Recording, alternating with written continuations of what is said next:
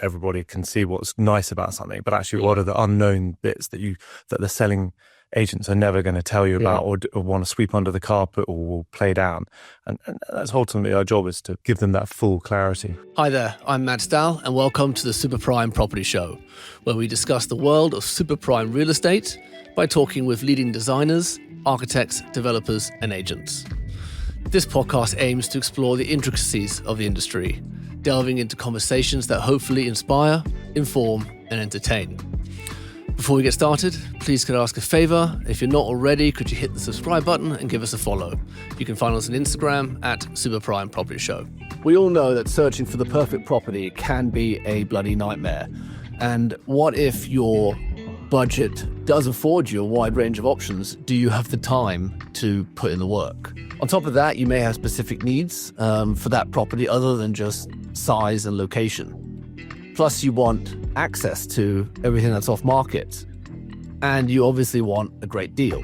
This is where PropertyVision, a renowned property finding company, comes into play. High quality search agents like PropertyVision offer a lot more than just property finding. Particularly at the high end of the market, they get you access to the best of the best, all the stuff that's off market. And then if that property perfectly matches your family's exact needs, they'll negotiate the purchase, save you money, and handhold you all the way through to ultimately move-in day. This saves their clients a ton of time and money. Today we're joined by James Holroyd, a partner at PropertyVision, and we'll hop into the world of global property search and acquisition. James, welcome to the show. Thank you for having me. Good to have you on, partner at PropertyVision. Yeah. What is PropertyVision? What is PropertyVision? So PropertyVision is a private client property advisory service.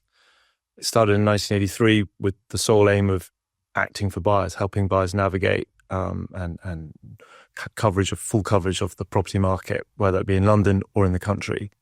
As you know, the estate agents have been around for a long time, but prior to PV, nobody was acting in the best interest of the buyers. And therefore, the guys who set us up, that was the sole aim. The sole aim was to try and help buyers have full access to the market, be given due diligence and proper advice around what things are really worth, but also what not to buy, what to avoid, what you shouldn't be doing. The good elements of property are pretty straightforward, right? Everybody can see what's nice about something, but actually what are the unknown bits that the selling agents are never going to tell you about or want to sweep under the carpet or will play down. And that's ultimately our job, is to give them that full clarity. I think a lot of people don't forget or don't realize that, agents are acting for the seller. It's not like the US model where you have a selling broker and a buying broker. In the UK, you only have the seller, the selling agent, and ultimately their fees are being paid by the seller. So they do not, unfortunately, obviously have the buyer's best interests at heart, because they are acting for the seller. Yeah, and quite rightly so. And I think if you were a seller and you thought that your agent was not acting in your best interest, you wouldn't be terribly impressed, given you're the one paying them. And I think that's the aim here, is to make sure that you provide a level of service to people so that you're acting in their best interests at all times. And that's not a straightforward thing to do. It takes a lot of time and knowledge and experience to build up and understand what is the very best thing for your client. And invariably, we'll know what our clients are going to buy before they buy it, but you've got to go through the process and education to give them that full understanding. And what is the process? So we will meet people, and sometimes we meet people who have no idea of where they need to be or what they should be doing. Sometimes we meet people with a very specific understanding, and it's basically educating them and taking them through all of that. Now, initially, you will sit down with them and get an outline of a brief. What are the requirements? Is it a family? Is it just for an individual? Every client is different. It's a very tailored service. There isn't like this is the model, you must accept the model. It's a listening and understanding what they really need. And then it's helping shortlist the very best options available to them at any given time. And then you work through that process with them by physically visiting all of the suitable options and seeing their reaction and understanding as to what works, what doesn't work, but also managing that expectation, because everybody's got often very lofty ideas as to what they want to own. But it's a question, is that actually achievable? And actually being able to give them that advice and say, well, actually, that's great. But in reality, that doesn't exist. Or maybe it does exist, but not at the levels we're talking about or in the area we're talking about. And being able to really, it's advice at the end of the day. It's about the ability to really be able to say to somebody, that's great, but that's not achievable. Yeah. Or this is as good as it gets. But also being able to say to people, no, that sometimes be patient, wait for something better. But you work with that client, and this is a relationship of trust and understanding where you work with them in order to extract the very best outcome for them. And it always takes longer than people think. I can imagine. I mean, it is a phenomenal amount of stuff to untangle, because if you've got someone moving over here from North Carolina, they've got a £5 million budget, they've got 2 kids that need to go to school, they've been transferred by their bank or whatever. You know, what part of town? They've come from like probably a 10,000 square foot house in North Carolina. They're now going to, are they going to get a house? They're going to be terraced. What part of town? How far does 5 million get you? Where the kid's going to go to school? Like, it's. And we see that all the time. And there's a very logical way of working through all of that in terms of sensibly. You take it step by step, and schooling, as we know, for a lot of families is paramount, and often you can be dictated as to where you may be going based on where the children are going to school, and then other people will work the other way around. But again, this is the tailoring of the service, and in a lot of situations, actually buying a house straight away is not the right thing to do. People might want to do that, but actually you need to say to them that actually long term, that's not the right thing to do. Let's help you rent a house, let's get you settled, get the children in school, get the routine, understanding what works, doesn't work, and then you can take your time. The transactional costs in this country, as you well know, are very, very high. And you can't just wake up the next day and go, oh, that doesn't work, let's sell it and we'll move on. So you have to be really sure that what you're doing is absolutely the right thing to be doing. But also, a lot of our clients are actually already living here are local people who either don't have the time or the inclination to want to do it themselves, but also value the advice that we provide. Yes, of course, we save clients time and we'll add value above and beyond the cost of the fees that we charge ultimately. But also clients will understand by spending time with us that they themselves cannot access 100% of the market on their own. It's simply not possible. There is so much property transacted in a sort of agency speak of off market, which is increasingly diluted. What percentage would you say? Well, again, it depends on what price range is, but the higher up you go, the greater that number increases. But also increasingly the market is fragmented by more and more people operating, one-man bands or smaller or boutique operations whose USP is to trade stuff in a discrete manner to what you would call placing property. And their access to buyers is through people like us. And as a result, it's a very well trodden path now, and it's a very effective way for a lot of parts of the market, particularly with discretionary people who don't necessarily want their home all over the internet. Yeah, you get it. Because, if you've got a £10 million family home, probably the last thing you want is a detailed floor plan online, photos of your kitchen and your bedroom and your kids' bedrooms online. Buddy from Russell Simpson was saying as well that the off-market sector is not so much about that as well, is that people also in that level, when they're selling, they also not necessarily, but by the fact that someone can see they've put their house on the market, can start rumours, they might affect the business, it might, thinking what's happening, where's he going, it's like there's why, the other factors. What's wrong? What's happened? Why are you selling? Yeah. But also, people might think, well, we'd like to move if I reach a certain number, but that number might take a long time to get to. And therefore they don't want the fact that maybe it's been in the market for 1, 2, 3, 5 years against them. You're not showing that's been online. Once you have the digital footprint, you can't. You've tried to sell. Undo it, yeah. So, and that people will, it's very easy for people to find that now if they look hard enough. So, I think there's a lot of that, and then also a lot of people, international people, increasingly I've seen over the last few years, especially since COVID, have found that they're not using things as much as they used to use them, and therefore they're saying, well, look, fine. If I hit a certain number, I'll sell. But a lot of people, if they've bought that in recent times, with the dynamics of the market, aren't necessarily recovering their costs, let alone making a profit, and therefore don't necessarily want to crystallize those losses. And they slightly put their head in the sand about it all and say, well, if someone gives me a big number, I'll sell it. And therefore, the natural way for the agent also to say, well, it's fine. It's there in the background. If we've got somebody, we've got somebody. Yeah. So, but going back to how that helps is, for our clients, is that it's the ability that they know that with us, they're not going to miss a trick. They're not going to miss that special better property. And that's ultimately what we're looking for. Regardless of whether it's in London or in the country, our job is to find our clients the very best thing relative to what they can afford and what their requirements are. And those things are always much harder to find and invariably are owned by the most discretionary sellers.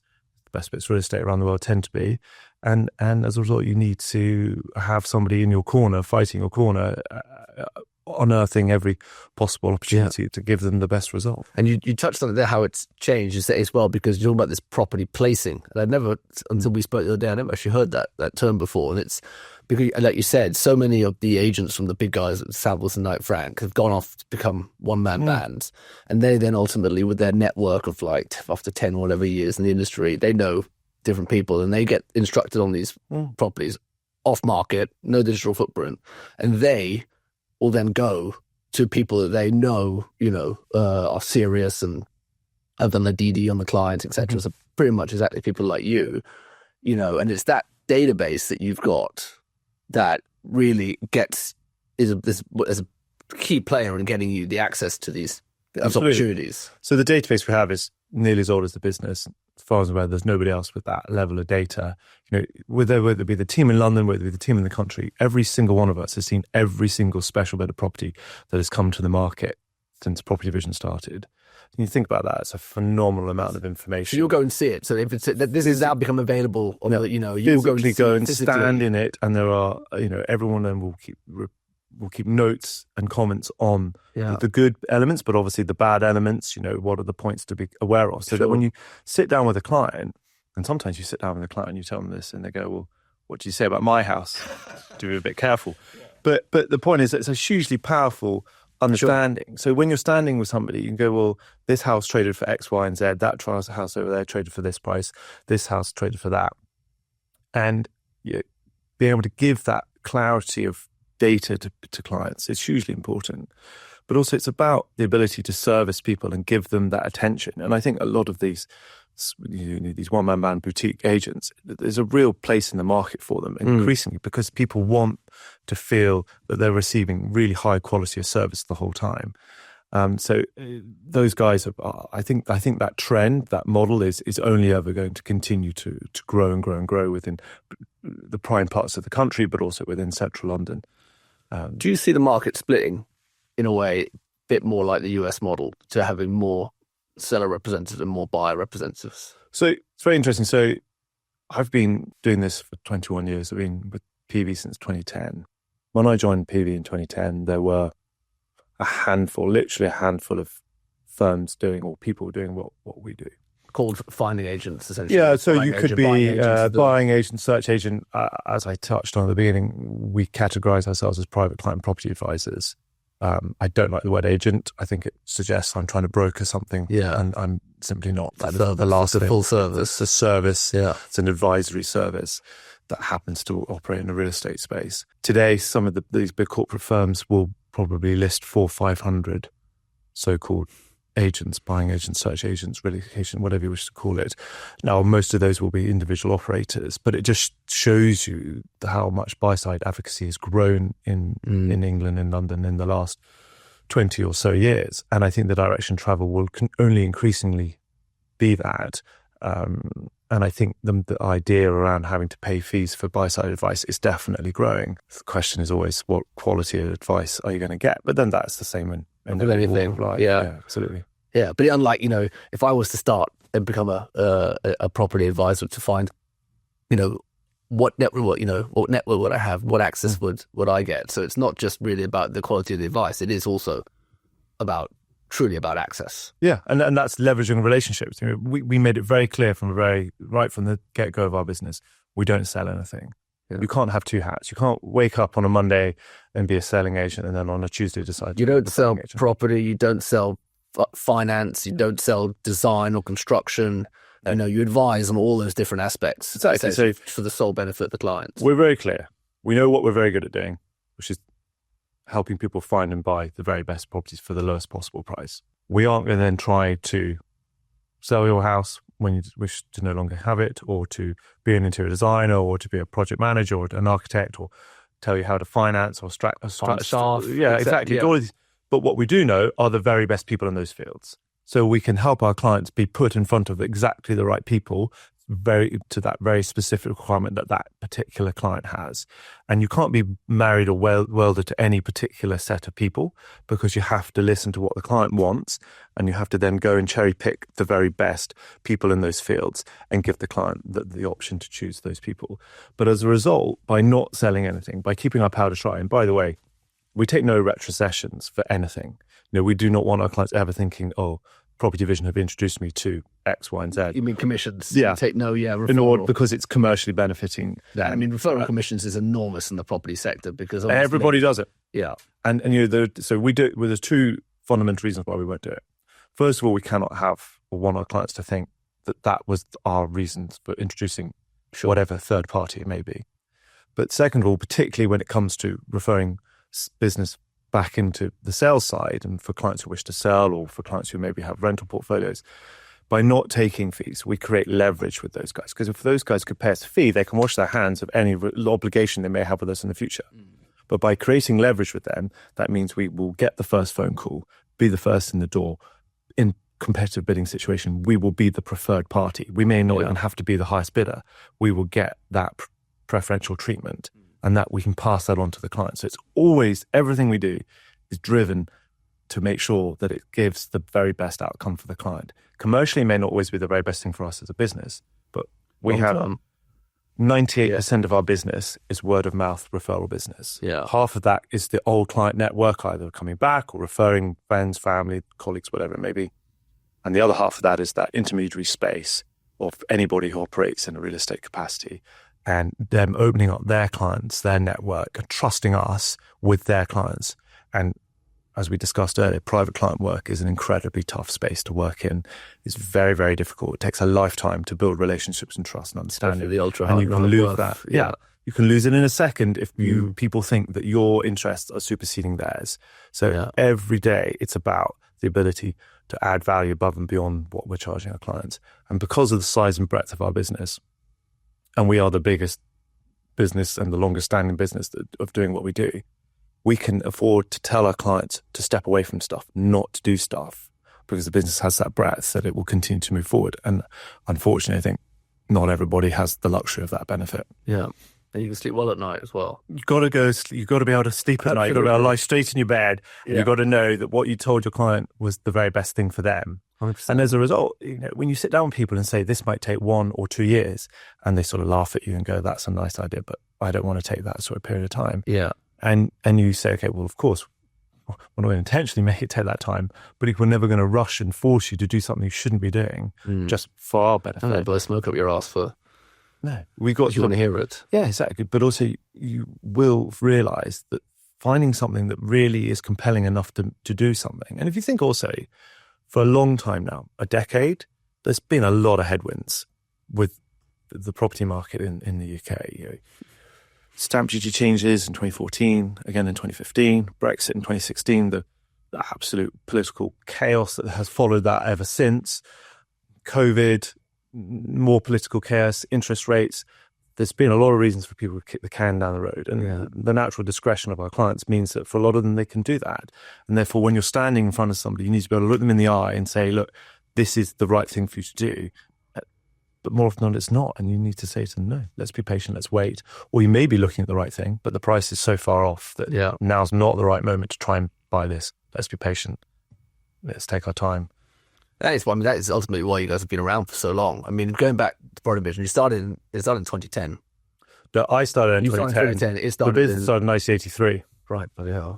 Okay. In 41 years. So last year was our 40th year. And what's been the story of PV? So started in 1983, and for the most part, a very UK, somewhat Central European sort of focused client base in London and the country. 2001, the business was sold to HSBC Private Bank, and that opened our doors internationally, whether it be to Far East, Middle East, Africa, Eastern Europe, America, but really allowed us to have a real global reach.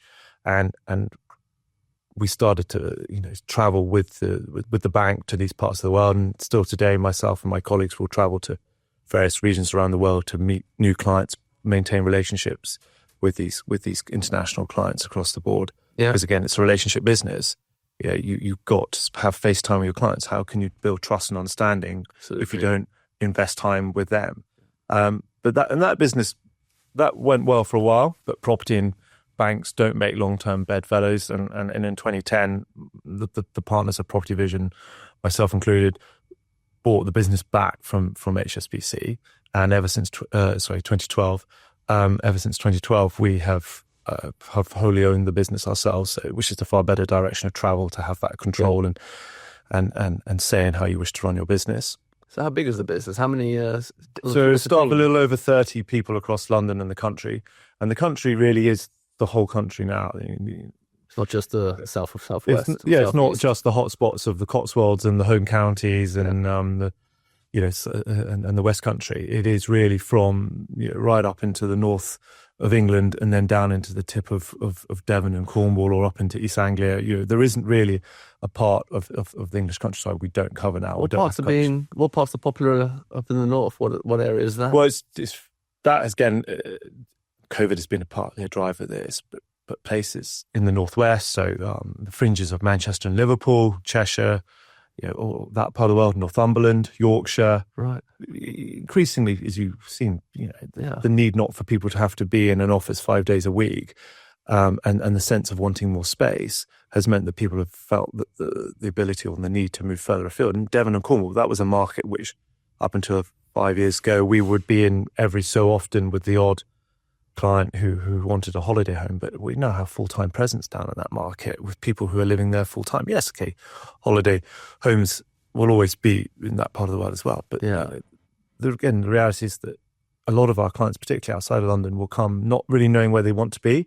They may have this idea in their head of that sort of picture postcard, beautiful country home, but they don't really know where it exists or how to find it. Yeah. And trying to do that, it'd be, the amount of research you need to do. I mean, it's just coverage. And how do you know which village is the right village and what this, that, and whatever, and the inside track. So a lot of our clients will need the help of more than just one member of the country team. They might be working with 3, 4, 5 members of the country team across a vast area and looking for that one particular thing that they think exists. And again, goes back to, is it possible? Is it not possible?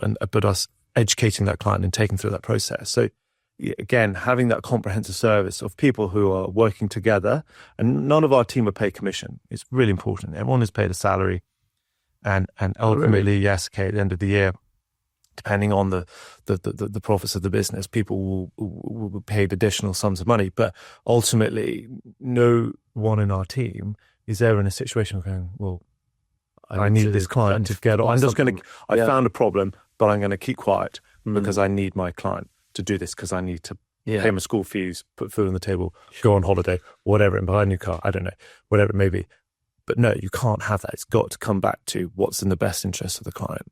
But yeah, so the country coverage is exceptional now. And again, must have exploded during COVID. I mean, it must have been a phenomenal time for that part of the business. Yeah, the amount of clients that came through that business in those first couple of years was extraordinary. Yeah. And yes, there's a lot of stories of people who I think bit off a bit more they could chew and suddenly realised they would needed to get back into London or get closer to London. And yeah, there's a little bit of that. But even still this year, it's very interesting. Okay, yes, when interest rates changed a couple of years ago and the momentum in the market slowed, the number of people maybe looking to make that move. And don't get me wrong, it isn't just people, I've had enough of London life, I'm moving out. There's a lot of people already out looking to upgrade to bigger things or maybe downsize as well. So it isn't just people, an exodus, a mass exodus from London. I think there's a lot of, what the media are like. They like to jump on the bandwagon of these things. Daily Mail particularly. Yeah. London's dead, everybody's moving to the country, whatever it may be. And yeah, okay, fine. Maybe some people did, but yeah, the reality is that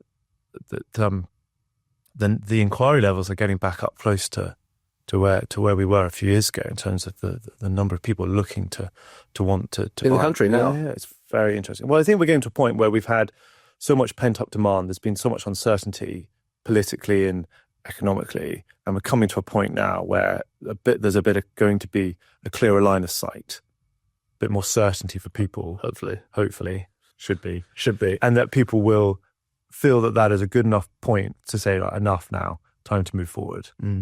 And therefore, it'll be very interesting to see what happens over the second half of this year and into the first part of next year. Yeah. But I think a lot of people are aligning themselves to say, look, fine, now this is the moment.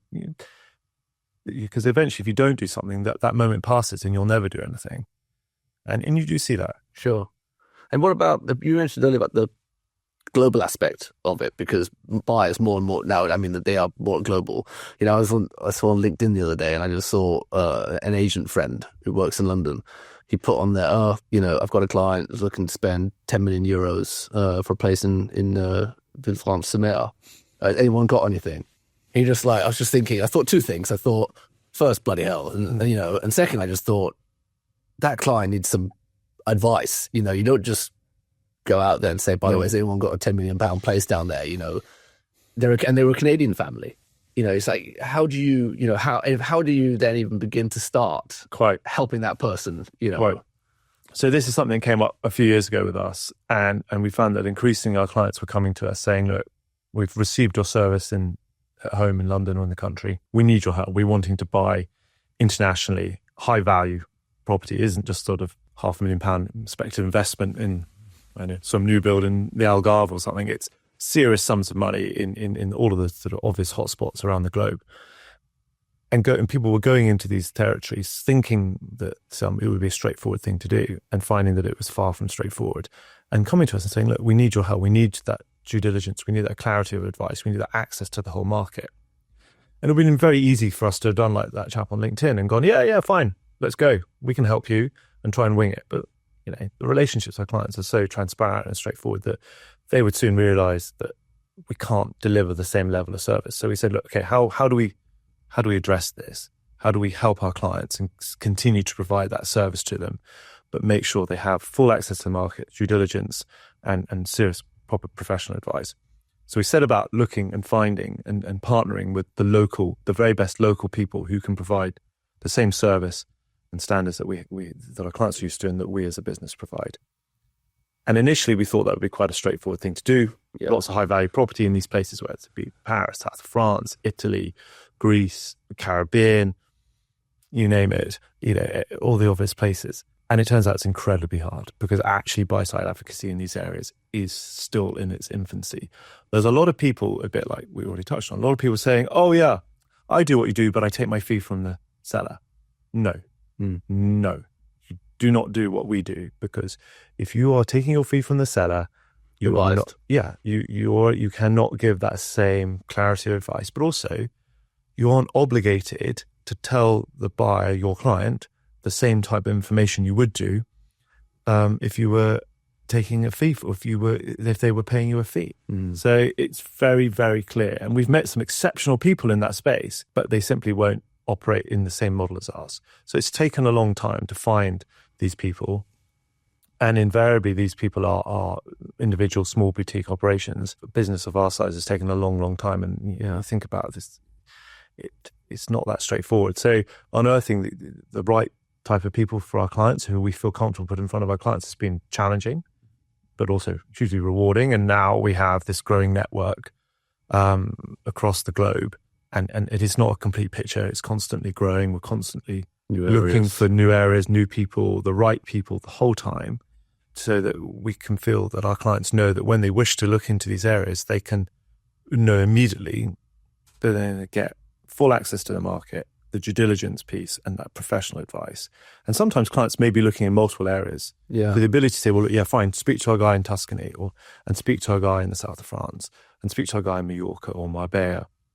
Then, and again, imagine trying to do that on your own, and the caliber of agency in these areas, and particularly some of the horror stories you hear about people promising, oh yeah, it's definitely got permission for this, it's definitely got permission for that, and it hasn't. And those, you can have your swimming pool and find out there is no consent, and actually you don't have a swimming pool, and the whole purpose was that you bought it because it had the pool and the view and so on, and actually even the legal aspects, even dealing with the local solicitors, tax structuring, your local market, different languages. Yeah.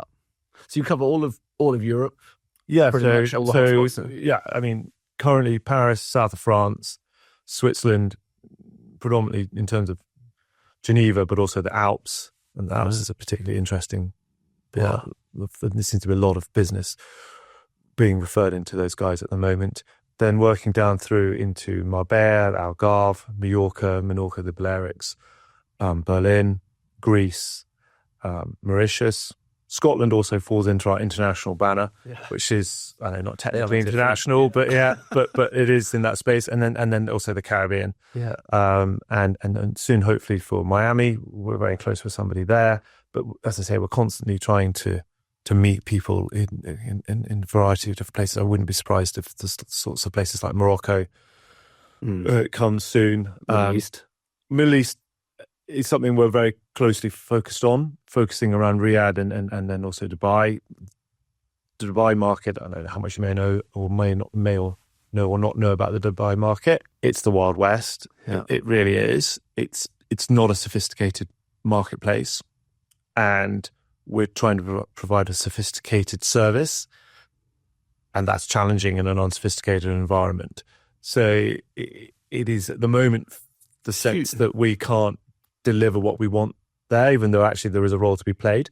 But there are a lot of indicators that the market is maturing and stabilizing, and therefore it's probably just a question of time.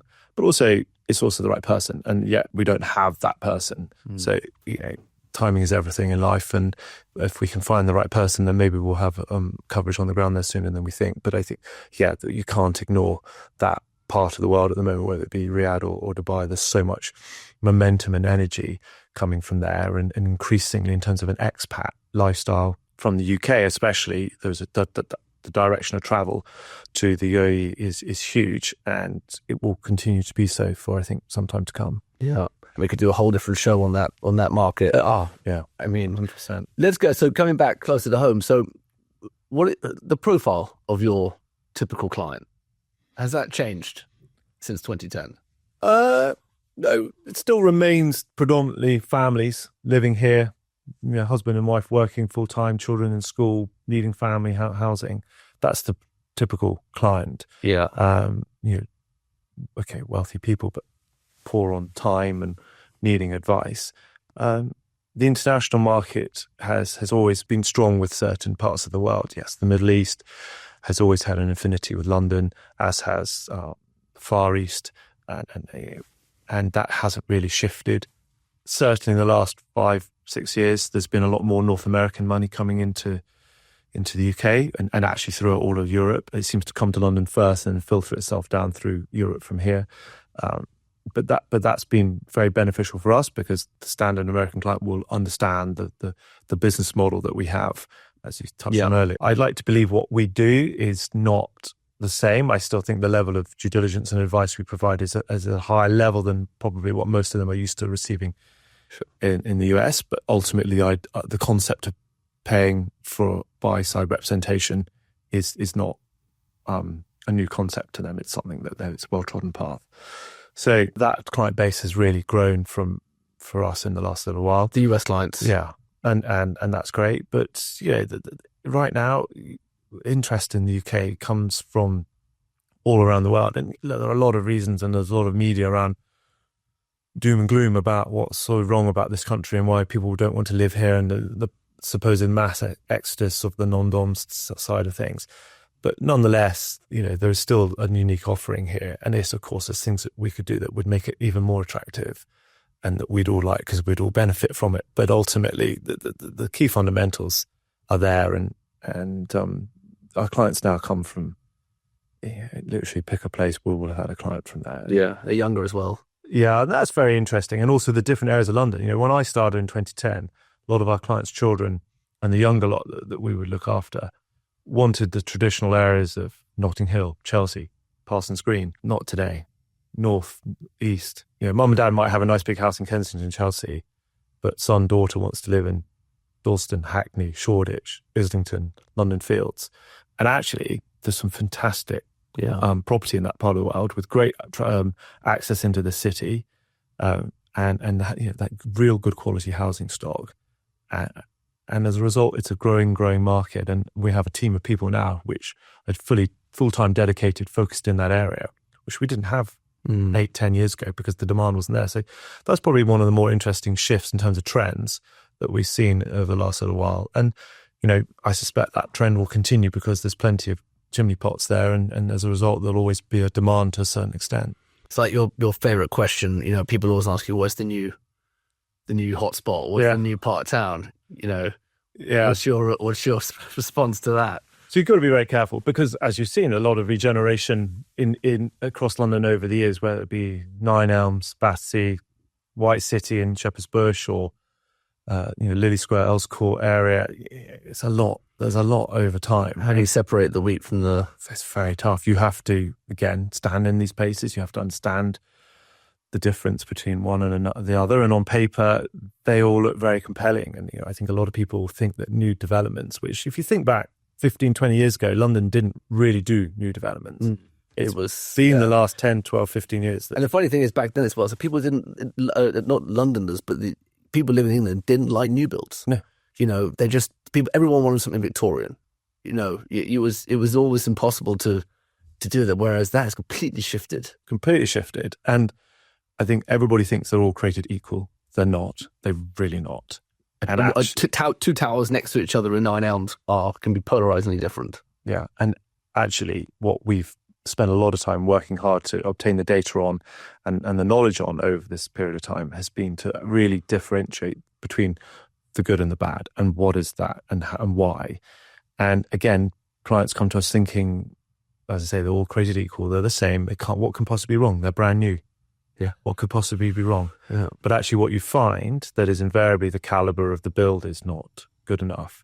Service charges are intentionally suppressed by developers or when marketing these properties to look attractive, particularly when they know there's plenty of competition. And ultimately those tend to escalate pretty dramatically. And if you also factor in inflationary elements of the last few years around wages and energy, some of these places, and I don't just mean the big high value stuff, even stuff at the more ordinary levels have escalated to the point that people can't sell their homes because the service charges are so high. And then you've had other issues since Grenfell around cladding. It's an absolute minefield, an absolute minefield. And unfortunately, on a daily basis, we have clients coming to us saying, I bought this, I thought it would be okay. It's not. A classic example is a client who bought 2 apartments in a building he was told was in Belgravia, who he thought, what could go wrong? It's a new build in Belgravia, seems like good value. I looked at it on a map, understood where he was buying, collects the keys on completion, walks in. It's not. It's on the other side of the tracks in the railway into Victoria with a beautiful view of the railway line. So it's in Pimlico, not in Belgravia. And his view, Belgravia prices though. Yeah, it's not far off. And he's like, but why did the agent not tell me to overlook the railway line? And I had to sit him down and take him through that education process and explain to him. We now obviously, and there's a new build premium. It's a bit like buying a car. You put all the bells and whistles on, you buy this lovely car, you drive it out of the forecourt, and then maybe a couple of weeks later, you go, this is not for me, you take it back and can I have my money back? Well, no, the car's worth 20% or 30%, or whatever is less.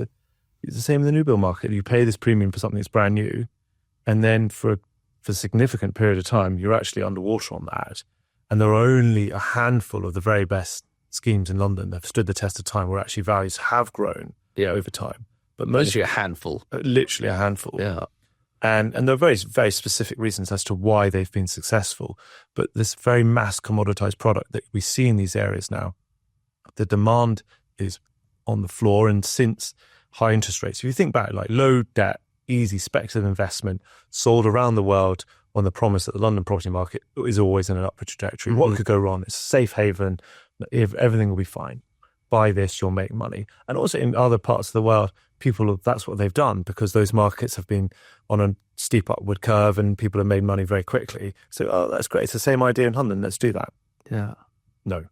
And as a result, this commoditized product that we find where there's way, way too much supply and demand is increasingly less because people now don't want to borrow the money because the money is, more expensive. Well, more expensive than recent times, obviously historically not expensive, but relative to the recent times, more money they wish to pay. Plus then you factor in as an investor, service charges, all the issues around taxation, it doesn't really stack up, quite frankly. So we spend a lot of time investigating these buildings, understanding what works, what doesn't work, which ones are the ones to be in, which ones are the ones that you need to avoid, and navigating that for our clients. But yeah, you have to be very, very careful stepping into that world now. And it's a shame because you don't want to see sort of empty buildings like ghost towns. But I think, unfortunately, we've been building the wrong type of housing stock for a long time, and we are going to continue to do that because councils will sell their land to developers, and because they need the cash, and developers And hit their housing quotas. hit their housing quotas, and developers know that they need to build high rise, high volume units, not sort of family sized property, apartments or housing. Actually, what we should be building is small family houses with gardens and parks and Like back in the Victorian era. Yeah, but obviously that's not commercial sense. So it's very, you've got to be very, very careful. It's like you said to me the other day when we were chatting about that in broader terms, and I think a lot of people find this fascinating, is that in the broader terms, the market hasn't grown since 2014 in terms of values. Correct. And that I think will shock a lot of people. That the last 10 years, it actually hasn't grown in values. And if you look at that, recipe for disaster, you think, okay, actual values haven't really grown, but then you've got branded residents going up, where price per square foot are 50%, 100% higher. People paying £6,000 a square foot for something, where and more when in Belgravia you're paying £3,000 for best in class. Mm-hmm. And how can that be? Of course, some of them will be long-term winners, but a lot of them won't. Well, again, it comes back to the right advice. The market is so fragmented, so opaque. Unless you've spent years and years understanding it and learning it and researching it and understanding the data and dedicating yourself to really getting the inside leg measurement on all of this, as someone who just turns up, explain to me, why do I pay, as you just said, maybe £6,000-7,000 a square foot here, or £3,000 or £4,000 a square foot here, or if I go half a mile down the road into a different neighbourhood, it's £1,000 or £1,500 a square foot, and giving that clarity and understanding to a client so they can make informed decisions is crucial. But yeah, the market has fragmented tremendously over that period of time, and the demand at the upper end of the market for particularly since the branded residence model has come into London has been phenomenal. And as that ultra high net worth sector gets wealthier and wealthier, you can only see the direction of travel there being an upward curve. And particularly if you factor in changes in planning policy within KNC and Westminster over the last few years, can't build these big units anymore. Yeah. So rather, there is now a finite supply of these very large places. You also factor in what COVID did in terms of waylaying construction Pricings and financing, where schemes have now been snowballed. So there is this real glut in the pipeline, and these bigger schemes aren't coming through.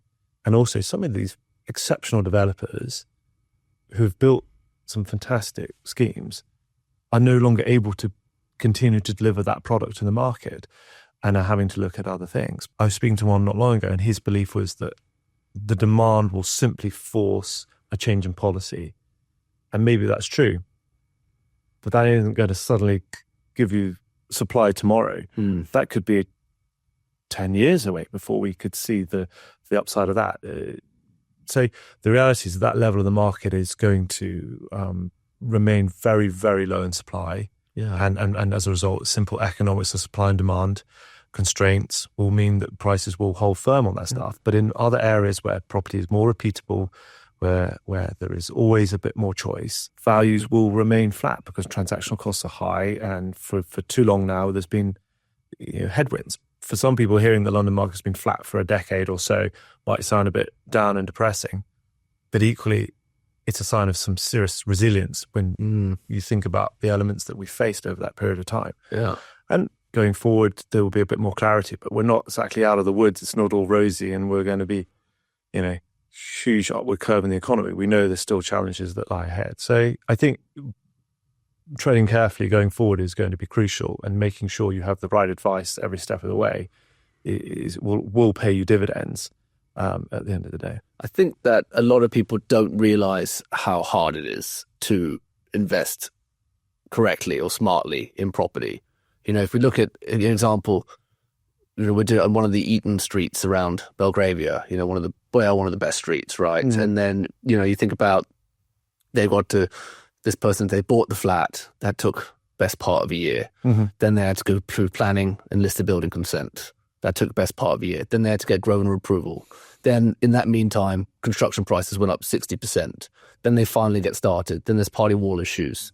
Then they realize they can't do the work to the roof because they don't have freeholder consent. for their area. Then they got to go through that process.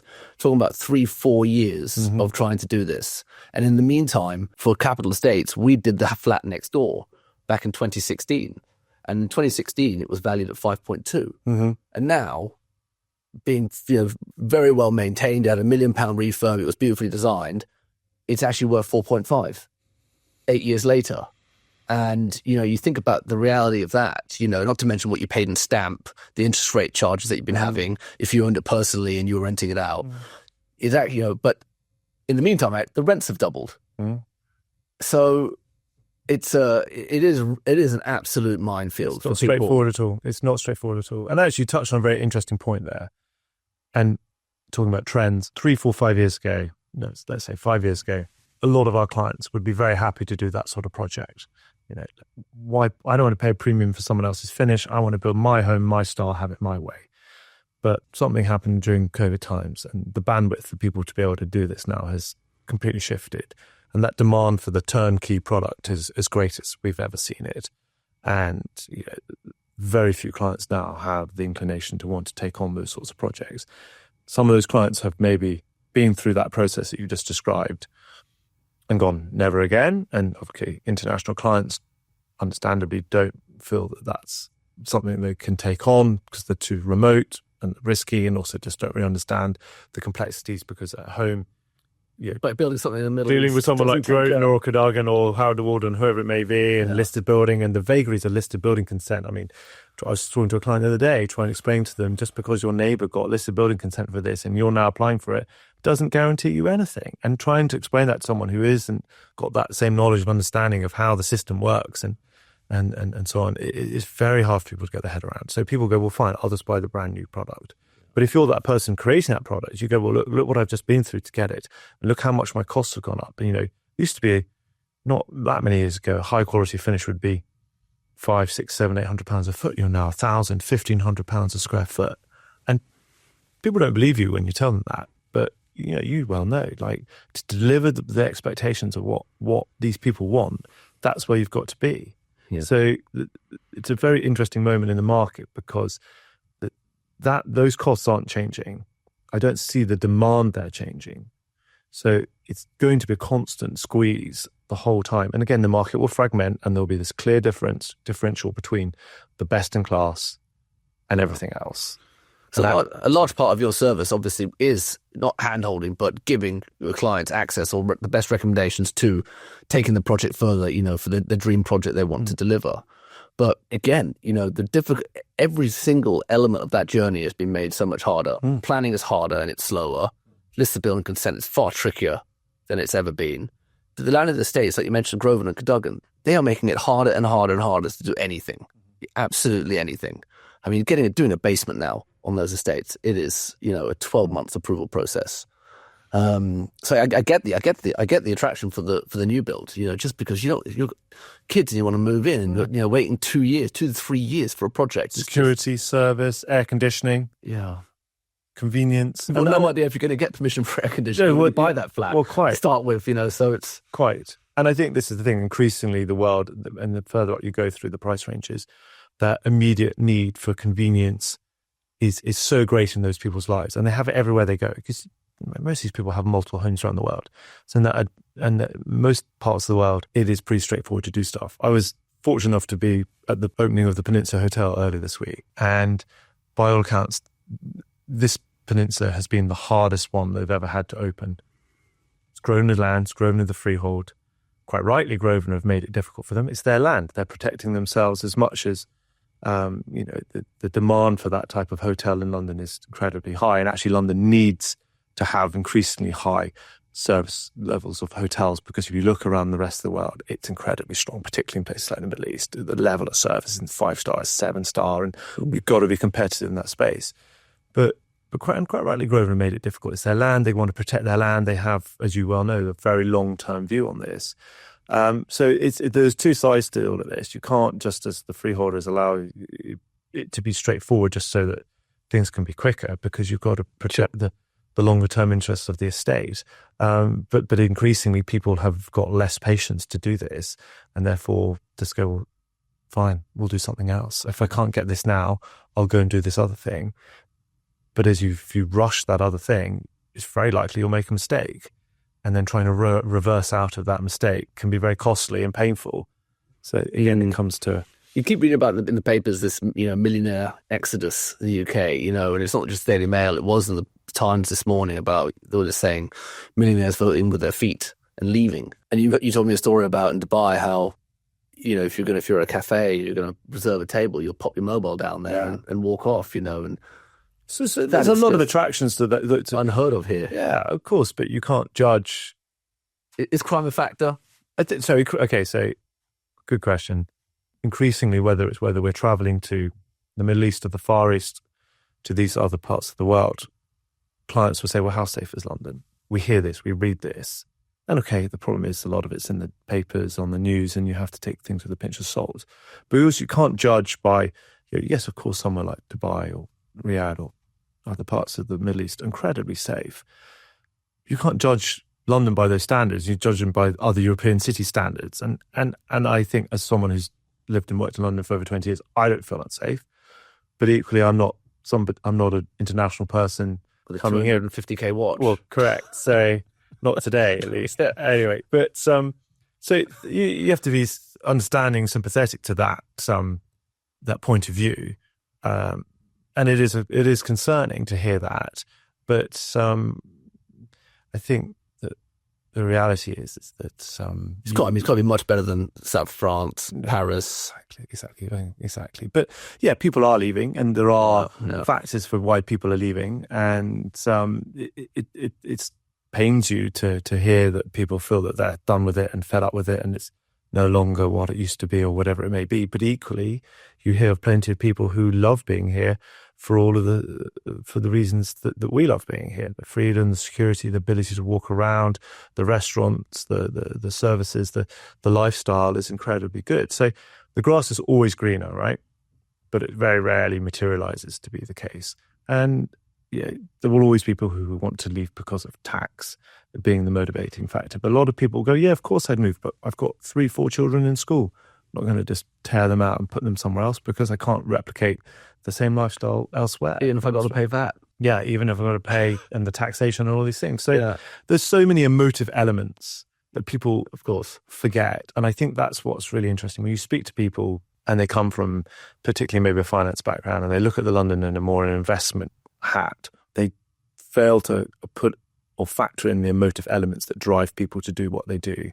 And that's what most people are here to do. They're buying houses and selling houses around emotive-driven factors, and you can't predict, that you can't put a there's no science behind emotive feelings, right? So there'll always be fluctuations, there'll be trends, things will shift, but if you only need to know over a period of time, the best in class will always remain in demand and always be in short supply, and fine, everything else will always be a bit softer, and you have to be a bit more careful about it, what you touch and what you're going to buy. But ultimately, if you have the right advice, then you don't need to worry about these things because the advice will give you that clarity.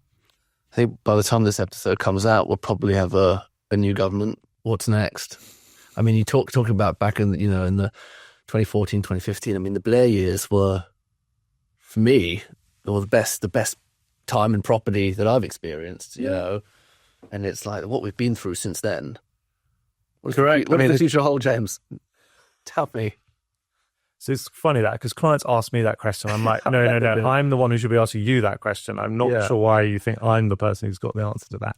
It's a good question. I think regardless of the outcome, there will be a greater line of sight and people will have some clarity, but it won't all be immediate. And there will be some people who will continue to sit on the sidelines and wait for greater certainty. There always is. There'll always be somebody who can find a reason not to do something. But I think for the most part, will allow a lot of people to move forward with life. Yes, historically, assuming you have a change of government, a Labour government has historically been good for the property market. Will that be the case going forward? Who knows? You could sit here and make some predictions and then look very foolish. And I think as a business, we're naturally conservative. You have to be doing what we do. And we've always tried to avoid making outlandish statements or predictions because you can end up having egg on your face and looking like you don't know what you're talking about. But I think we will find that there will be a market this autumn where if we'd had a later election towards the end of the year, we wouldn't have done. And I think things will be a bit more stable, and I think there'll be a bit more activity because transactional-wise, things are very low at the moment. And historically, the cycle of the market means that doesn't stay like that for too long. Eventually, things do move forward again. Maybe there'll be an influx of Americans around that time as well. Might well be. It might well be. I still think there'll be money from all corners. I mean, we've seen a huge amount of money coming in from the Far East this year. The Middle East money has been quiet relatively until recently, and that has now shifted again, and there's a lot more focus, and there's obviously some factors there as to why maybe people are feeling the need to put a bit more money away from that region.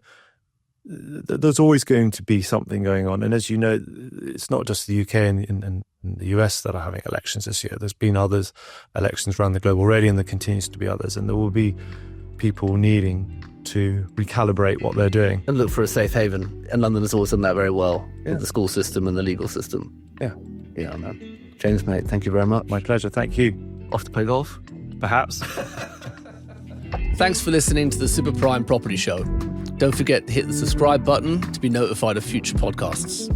You can also follow us on Instagram at Super Prime Property Show, where you can keep up to date with all the forthcoming podcasts and guests. This show is brought to you in partnership with the Better Home Company. The Better Home Company provides exceptional construction and aftercare for luxury projects across the UK and EU.